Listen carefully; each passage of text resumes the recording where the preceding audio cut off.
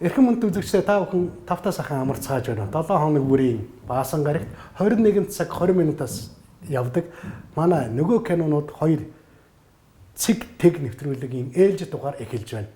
Хатуу хөрөлт хорооны улмаас бид нэвтрүүлгийн өмнөх дугаарын адил маш ухаалаг байдлаар цөөхөн хүмүүсийн бүрэлдэхүүнтэйгээр бэлдэж явуулж байгаамаа. За манай өнөөдрийн дугаарыг надад миний залуу нөхөр хамтрагч өөжи хөтлөх болно. За сайн байна уу, энэ өдрийн мэндийг хүргэе. Гамбин ах мөн үзэгчтэй энэ сайхан үдшийн мэндийг хүргье. Нөгөө кинонууд нэвтрүүлэг маань улам сонирхолтой болж эхэлж байна. Үзэгчдээс маш их олон санал ирэх боллоо. Түрүүний 7 хоногт гарсан сурагч киног үзсэн хүмүүс манай пэйж хуудсан дээр янзын өөрсдийнхөө бодол, санал, сэтгэлүүдийг хуваалцсан байна лээ. Зарим хүмүүс та бүхэн яриаг дэндүү урт байна, уйтгартай байна гэж байна. Тэгэхээр зэрэг тэр хүмүүс юу хэлж байгаа нөхөр зэрэг кинога бушуухан үзэх юмсан гэсэн хүсэл оргилж байгаа тэндээс ажиглагдлаа. Тэгээд энэ дээр бас би ингэж ойлгодог штэ. Мэдээж нөгөө кинонууд гэдэг бол зөвхөн энгийн кинонууд биш учраас бэлэн бус байгаа үзэгчд ч гэдэг юм уу, эсвэл мэдээлэл хүрэх ёстой үзэгчдэд заавал киноны тухай тайлбарлаад бас энэ кино ертөнцийн талаар сонин гачин мэдээллүүдийг хуваалцах ёстой ийм сайхан болон гэж бодож байгаа. Та бас зөв боддог юм байна. За өндөд үзэгчдээ өнөөдөр бид нар ямар кино үзүүлэх вэ гэхээр зэрэг 1986 онд дэлгэцэн дээр гарсан Марко Беллоккио гэж Италийн кино найруулагчин хийсэн Итали Францын хамтарсан бүтээл биелсэн чөтгөр гэж нэг айхтар кино. Devil in Flesh. Chi si fa difensore delle leggi umane, svincolate dalle leggi non scritte delle divinità antigone, e di chi invece Чөтгөр шолмос гэдэг нэр гарахаар зэрэг үжихгүй мухан арзайсан үстэй юм айхтар царай зүстэй амтан байх. Хатны манга байх тийм бушгуугийн үлгэр байх. Энэ шаардлагагүй. Тинчээ бол та битүүрийн дунд байдаг тийм адын бодол биелэн олохоор зэрэг тэр чинь таныг биднийг ер нь хүмүүсийг чөтгөр шолмос болгодог юм а гэсэн тэр санаагаар ер нь бас нэрсэн болов гэж сэтгэл зүйн хувьд бас нэлээд ингэж чангалсан кино байлаа л дээ. Янз бүрийн юм бодогдолсон кино байлаа л дээ. За энэ киноны түүх бол их сонирхолтой. Юу вэ нөхөр зэрэг 1903 онд төрөөд 1923 онд нас барсан нэг тийм Раймон Родиго гэж Францын зохиолч байсан байли бүр вундеркинд тий. Тэгэхээр тэр хүүхэд бүр 16 настай байхдаа энэ биелсэн чөтгөр гэдэг армаан битсэн. За. Тэгэхээр зэрэг тэр хүүхдийг одоо алдарт Эрнест Хемингуэй тэр бол извращенец өөдгүй амтан заван амтан гэж нэрлэдэг байсан. Гэхдээ тэр нэм юутай өхөөрцсөн нэр. Яаж нэг өгөхээр зэрэг тэр жоохон хүүхэд аваачаад насанд хүрэгчдийн тийм харилцааны тухай юм бичээд эхлэнэ гэдэг бол нөгөөдөөлийн хувьд бол асар том цохилт болсон. За тэгээд хоёрдугаар тэр Раймон Родиго өөрөө ямар өгөхээр зэрэг хүрээлж байгаа хүмүүсүүд нь цөмөрөө тийм интеллектуал уу оюун санааны дээд түвшинд гарсан сэхээт тийм гэгээлэг хүмүүс байсан. Хинхэнтэй ойрхон байсан. Пабло Пикассотой ойрхон байсан. Ер нь ахмад хүмүүстэй. Өөрөөс нь насаар ах хамаагүй. За тэгээд 23 онд энэ чинь өөрөө хижгээр нас барсан гэж байгаа. Хижгээр нас барахад нь хэн оршуулсан гэхээр Коко Шанель тийм ээ. Нөгөө Шанель 8-р давчин оршуулсан. Хариу үзэж. Тэгэхээр зэрэг энийг бүр ерөөсөө дэлхийн тэр үед Европ, Америкт байсан арай нэг шинэлэг үзэлтэй хүмүүс энэ зохиолчийг юу яадаг одоо мэдэрчээсэн тийм түүхтэй юм байна. Тэгэхээр зэрэг энэ хүний зохиолыг би орос хэл дээрээс олж унших гээд нөгөө нэг номын сайтууд руу хандсан чинь олддгүй юм байна. Монгол дээр орчуулагдаагүй юм байна энэ зохиол. За тэгээд өмнө нь бас нэг зохиолоор энэ хүний ерөөсө 2 армаанаар нь хоёулангаар нь кино болсон. За өнөөдрийн үзүүлэхээр бэлдсэн кино бол 86 оны кино. Өмнөх нь бол 1947 онд гарсан яг армааны тэр чигээр нэгж буулгаж авсан юм байна. За би киноныхаа үйл явдлыг ярихгүй. Харин тэр армааны үйл явдлаас нэг юм асуучих уу? Бас 2000 он гараад нэг хийсэн баг шиг байсан шүү. Үгүй тэр бол зөвхөн нэр нэгтэй кино гэж нэр нэгтэй. Яг энэ зохиолоор зохиол нь биш. Биш. Адилхан нэртэй тийм. За тэр 47 оны кино болохоор зэрэг энэ юуны тухай яг жинхэнэ их зохиолтой ингэж тулгаж хийсэн юм байна л да. Юу үйл явдал нь юу гардаг вэ зэрэг 1917 он дэлхийн 1-р даг эд оргилдоо ингэж хүрээд байж ирсэн. Тэр үед нэг шинээр гэрэлсэн эхнэр нөхөр хоёрын залуу улсуудын нөхөр нь фронт руу явждаг. Гэтэл эд үржиж хөгждөг одоо юу гэдгийг дур тачаал нь оргилж явсан эмэгтэй 16 настай хүүхдийг бие болон сэтгэлийг нь ашиглаад өвдөө оруулаад авцсан. Гэтэл нөхөр эргээд ирэх үед нөгөө хүүхэд хайр халамж байхгүй болчих штэ. Тэг хайр байхгүй. Насанд хүрсэн хүний хайр. Нөгөө бурхны агапе хайр бол биш шүү. Тийм хайр байхгүй болоо явцсан чинь галзуурдаг юм байгаа үстэй те. Тийм үйл явдлаас нь хийсэн юм байна. Харин 1986 оны хувилбар нь арай бас нэг тийм өөр те. Хэрвээ чинь 86 он чинь ингээд хэдийгээр хүүтэн дайн дуусаагүй тэгсэн мөртлөө Горбачев аль хэдийн гараад ирсэн дэлхийн ертөнцийн байдал нийгэм одоо эдийн засгийн байдал бол арай нэг нааштай болоод ирсэн байсан үе шүү дээ. Тийм болохоор зэрэг киноны үйл явдлыг арай хувиргацсан юм шиг байна. Баялаг үйл явдалтай байсан л та. Эндээс өшөө хоёрдугаарх санаа юу вэ гэхээр зэрэг Библийн судар дээр шинэ гэрээ биш хуучин гэрээ номон дээр Мoses гэж хүн гардаг тийм Моисей гэдэг орсоор нэрлэдэг. Тэр нөхөр чинь нөгөө Египтээс еврейчүүдийг авч гараад зогтааж хурж ирчээдэг талд нэг хідэн хэсэг байхдаа нэг 10 commandments нэг бурхны өгсөн 10 тушаал гэж юм гарсан. Тэнд нь ингээд хүн битгий яал худалдаа битгий одоо аав ээжигээ хүндэл энэ гэж яснаа 6-ад нь илүү хэдэн ч үлээ буруу хурцал бүү үйл гэж байгаа байхгүй юу? Гэр бүлийн болон хүний ёсоос гажууд дэлхийн харилцаа үүсгэх. Тэгээ хурцал битгий үйл гэсэн. Тэгэнгүүт энэ зохиол Библийн нөлөө нэгдүгээр бас байгаа юм. Хоёрдугаар тэнцээ юу вэ нү гэхээр зэрэг дайны эсрэг зохиол болж таарж байгаа байхгүй юу? Ягаад тэгэхээр зэрэг хэдийгээр 16 настай тэр зохиолын гол баатар хүү буу үрээд фронтод байлдаагүй ч гэсэн фронтод явсан гэр бүлтэй хүний одоо гэр бүлтэй нь оролцолдоод түүнээсээ сэтгэлийн шанал авна гэж бас л нэг дайнаас хүлээж авч байгаа сэтгэхүн асар том травма юм. Тэг гимтэл согог юм байна. Тэгэхээр тэрнийг бас харуулсан байдаг юм. За энэ тухай маш олон зохиолууд дээр та бидний мэддэг хингээд Михаил Шолоховын бичсэн Дөлгөөн дон гэж тийм том арман байдаг. Тэр арман дээр бас л нөгөө нэг тосгоных нь эрчүүд ингээ фронтод явцсан чинь нөгөө ард үлдсэн хүүхнүүд 14-5 залуучуудыг хүүхдүүдийг авчид өртөө оруулаад ирсэн. Энийг байлуулах гэдэг Пантелей Прокофьевич гэдэг билүү те. Нөгөө Петрийн одоо Бэрэн Дарья ингээ жоохон дөрсгүүдэд гэсэн чинь Пантелей Прокофьевич нэг үг гэсэн чинь би тань шиг хөгшөөсөн биш би залуу халуунасаараа байна гэдээ өөрийгөө хамгаалаад гарчдаг. Тийм үйл явдал гарч ирсэн байна. Тэгэхээр зэрэг дайны хөл одоо юу гэдэг тийм хор хохирол нөлөө бол тийм асар муухай зүйл юм аа. Зүгээр тийм ч ингээд нэг тэсрэл дэлбэрэл хүн амтан үхээс гадна ар гэртээ байгаа хүмүүс тийм муухай нөлөө үзүүлдэг юм байна гэсэн санаа энд. Тийм ч сэтгэл зүй магадгүй тухайн үед нэлээ ерөнхийлсэн салбараар энийг дайны дараахын гэмтэл соггийг тайлбарлаж ирсэн бол 2000 он гарснаас хойш Иракийн дайнаас хойш их ч олон кинонд гарсан да.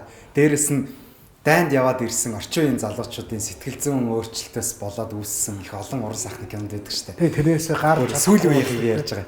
Тэгэхээр энэ бол илүү сэтгэл зүйн хувьд ингээд илүү задлаад тэр хүнтэй ямар юм тохиолддгийг дайнаас болж авсан тэр шок нь хожим хойно өөрийнхөө амьдрал дээр нь эргэн тойронд нь яаж илэрхийлэгдэж гарч ирдэг юм бэ гэдэг нэг тийм зүйлүүдийг үзүүлсэн кинонууд маш их байдаг болсон.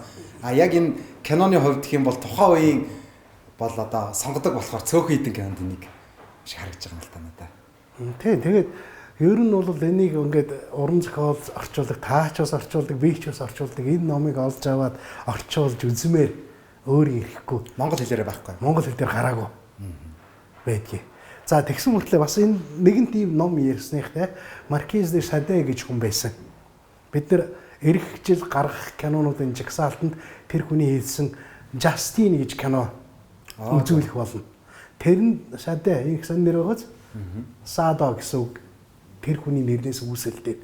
Тэгэхээр зэрэг ер нь бол энэ ном монгол хэл дээр гарсан. 1963 онд хэвлэгдсэн тийм нэг ном байдаг. Тэгэхээр зэрэг бид нэр социализмын үед бас ингээд дэндүү хаалттай байсан гэж өөрсдөө үзэж болохгүй юм. Дэлхийн тэр соёл урлаг утга зохиолтой ингээд хөл нийлүүлээд алхаад явж исэн юм а гэдгийг эм дашин хэлмээр яг тухайн байна. Тухайн манай үзэл сурталын хүмүүс бол яг шууд утгатай юмнуудыг илүү хааж хорж исэн бол бас яг юм урлагаар дамжуулаад цаанаа нэг мессеж өгцөн одоо хоёрдугаар суугч гэдэг юм уу. Тийм зүйлүүд заримуд нь бас ингээд тэр их хүн хэцүү ингээд гарцсан юм шиг байна. Гэхдээ Галавлит гэж байсан учраас тэнцээ мэдээж яриг зарим нэг хэсгүүдийг цензурдж хассан байх тал биел байх. За хоёрдугаарт юу вэ нөхөр зэрэг энэ киног би 12-оос ер нь доош насныхан за 16-аас доош насны хүмүүсийг үзээд хэрэггүй гэж анхааруулж хэлмээр байна.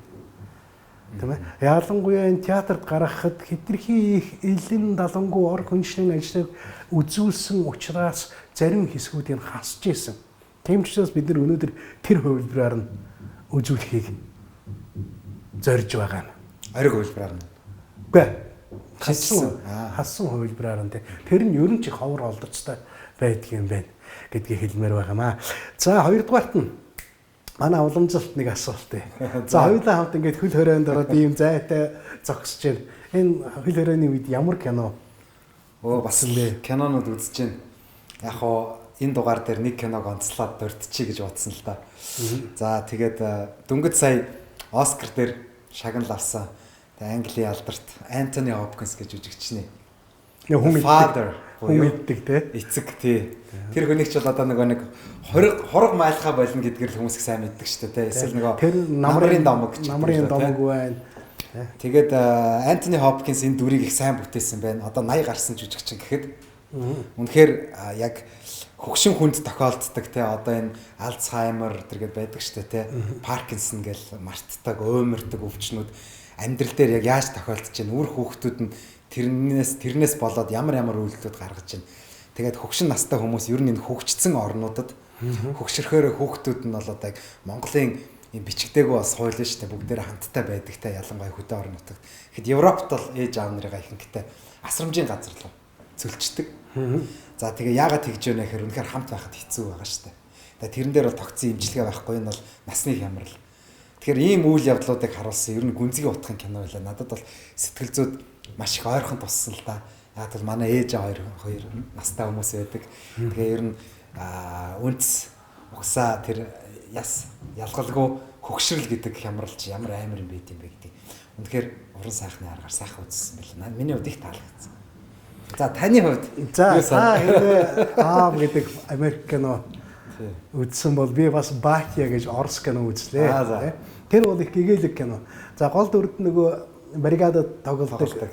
Фелия тоглолдог. Владимир Владимирченко тоглосон. Тэгээд тэнцээ юу гарч ирэх вэ гэхээр зэрэг яг юм хоёр үеийнхний эсрэгцлийг харуулж байгаа. Тэ. Намайг баг байхад та ингээл ийм юмар тоглолдог. Тэ. Онгоцоор тоглол гэж явах нь онгоцын модель тэгсэн мөртлөө холоос тоглол гэж байгаа. Хөрж болохгүй гэдэг. Хөрж болохгүй холоос тоглол. Тэ. Тэгэнгүүт бас нэг ингээд аав нь ингээд аав ээжээрээ салцдаг ш. Тэр чи эхнэртэйгээ тоглож ш. Тэр Иленил Ядва чи эхнэр нь юм байгаа. Тэгээд эхнэрээсээ салцсан. Тэгсэн чинь нэг юм найзуудтайгаа гэртээ ирээд ингээд сайхан наагаа сууж исэн чинь хүүдээ ингээд хүүхэлдэйн кино ингээд аваачаад видео тэр үеч нэг видео байсан VHS видео үзүүлсэн. Тэр нь дуусчлаа гэд аава тэр видео дуусчлаа гэсэн чинь нөгөө дараагийн кассетыг тавьчих гээд ширээнээс босох дургүйс хүүхэд нь тавьж үтсэн байна. Тэгсэн чинь тэнцээ ингээд насан туршны кино гараад аваа тэнцээ тэгээд нэг ах их чээр би нэг идчих гээд нь штэ ярьдаг чинь амаагүй үзээчтэй гэдэг. Тэгээд тэр аавын тэр байж байгаа байдаг. Гэтэл өнөөдрийн тэр 90-ад оны хүүхдэд бид нар яаж ханддаг байсан бэ? Тэгсэн чинь өнөөдрийн хүүхдүүд бүр гоё те ингээд тоглолтын юм 90-ад оны үед ингээд лавта маатаг байж байгаа л тэгэл нөгөө нэг Sega энэ төр орж ирэл нэг танк тоглодог боллоо шүү дээ бид нар тий.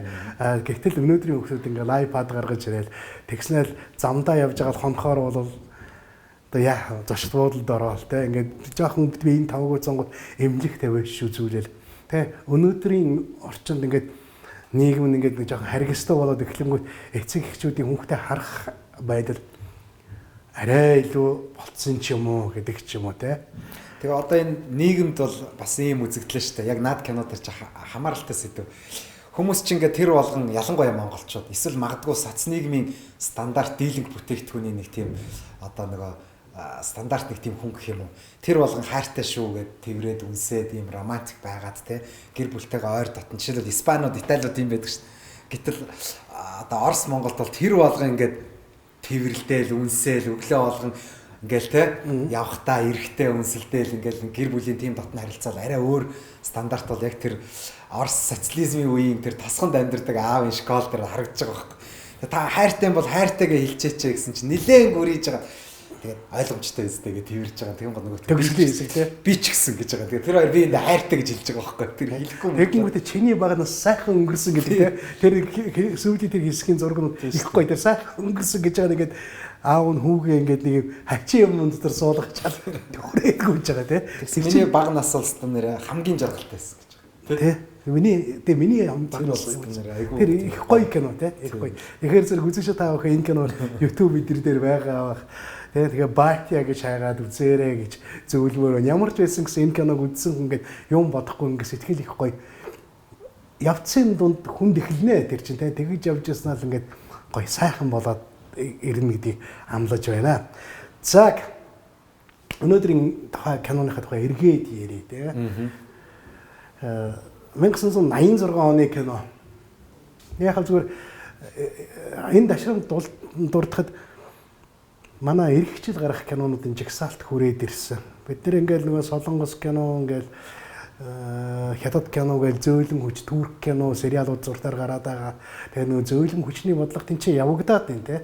Тийм болохоор зэрэг би нөгөө нөхдөдөд бидэнд арай нэг өөр газруудын кинонуудыг жоохон дэндүүх урлаглаг тал руу кинонуудаа явуулаач гэсэн чи Итали, Герман, баруун Герман шүү. Тэгээ зүүн Герман шүү. Тэр чинь нөгөө өмнөх үеийг. Тэгээд Франц та нэг том цөөхөн англи кино Америк бол баг байхгүй санагдаж байна. Дээрээс нь хятад киноноос жоох ингэсэн чинь Тайваны найруулагчийн 2-3 кино ирсэн. Тэр их бас ингээд судлаад үзсэн их аятайхан байна лээ. Тэгээд Оросын бас их сонин кинонууд гаргахаар болоод байгаа гэдгийг. Нөгөө кинонуудын төлөвлөж байгаа кинонууд бол үнэхээр бас баялаг болж байгаа юм байна тий. Тэгэхээр бид хэдийг бас Гамбино би чамаас нэг юм өрмөц кино үзүүлдэг нь баярлаа гэж хэлэх хэрэгтэй. За би тань чамаас нэг юм бас ингээд хөл хорионоос ингээд хамтрагчууд маань байхгүй болсон ингээд хөссөн ч эсвэлсэн ч та бүхэн ажил үүргийн хуваарь заасан учраас энэ нэвтрүүлэгт татан оролцуулж байна. Ямар санагдаж яах юм кинонд үзэх. Ер нь бас кинонд дуртай бас киноны сонирхолтой хүн л дээ. Байнгал кино зав гарвал кино үзэж байдаг хүн шүү дээ. Тэгээд киноны тухай ярьж үзье гэж бодож ирсэн. Тэгээд ийм завшаан гараад ингээд кино яриад зогсож байгаа нь бол үнэхээр сайхан байна. Тэгээд кино гэдэг бол бас яг дуу хөгжимтэй адилхан хүнийг ер нь бол одоо л энэ биеийн эсэргүүцлийг сайжруулж дархлааг дэмжиж байгаа нэг төрлийн хэлбэр юм болоо гэж бодож байгаа шүү дээ. За ингээд цөмөрө киногоо хамтан үзцгээе. Өнөөдөр бид нэр Марко Беллоко те Италийн найруулагч кинон болохоор зэрэг Франц, Италийн хамтарсан уран бүтээл биелсэн читгэр 1986 оны киног үзцгээе. За киногоо тухлан сар тавтаа сонирхноо.